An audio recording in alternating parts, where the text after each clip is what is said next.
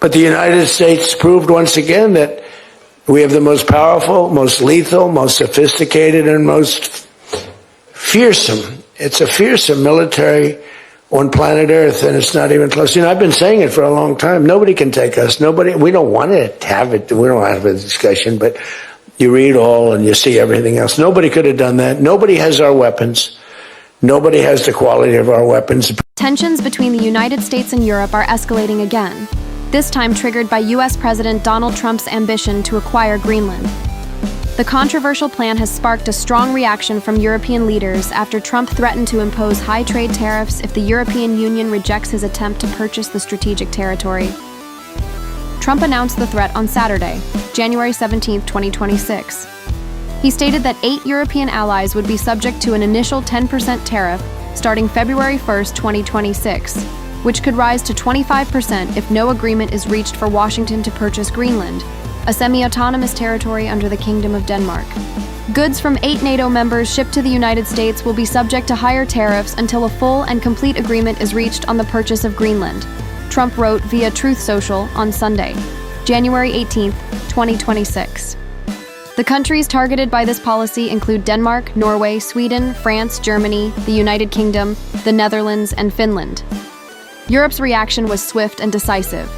British Prime Minister Keir Starmer called the use of tariffs against NATO allies a wrong move and contrary to the spirit of collective security. Similarly, French President Emmanuel Macron strongly condemned the threat and emphasized that Europe would not remain silent. Europe will respond in a united and coordinated manner. European sovereignty is non-negotiable, Macron asserted on the X platform.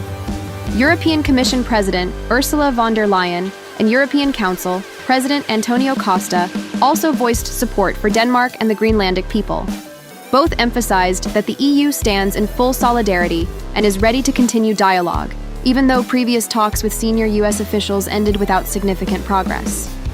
Danish Foreign Minister Lars Løkke Rasmussen said he was surprised by the tariff threat, especially after what he considered a constructive meeting with US Vice President J.D. Vance and US Secretary of State Marco Rubio.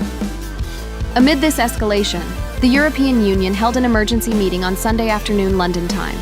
Finnish President Alexander Stubb, who is known for his good relations with Trump, called for restraint on all sides. However, he warned that additional tariffs would hurt all parties and could potentially trigger a crisis in transatlantic relations. Among allies, problems should be resolved through dialogue, not pressure, he said. Trump's efforts to control Greenland are nothing new. Earlier this month, he even stated that he would consider all options, including the use of military force to acquire the mineral-rich island. Trump argued that Greenland is crucial to U.S. national security, preventing Russian and Chinese influence in the Arctic region. However, both Denmark and Greenland flatly rejected the idea.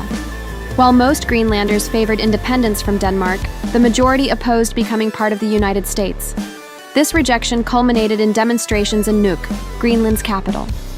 Protesters carried placards with a strong message that resonated around the world. Greenland is not for sale.